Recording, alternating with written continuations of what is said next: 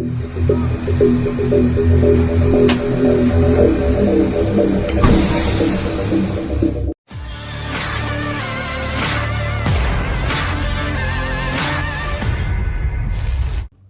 kendaraan militer angkatan bersenjata Ukraina terbakar hebat di sejumlah titik di Ukraina pada malam hari. Rekamannya ramai beredar di media sosial pada Kamis 18 Juli 2024. Kasus pembakaran mobil dicatat terjadi di wilayah Lvov, Odessa, dan Rivne.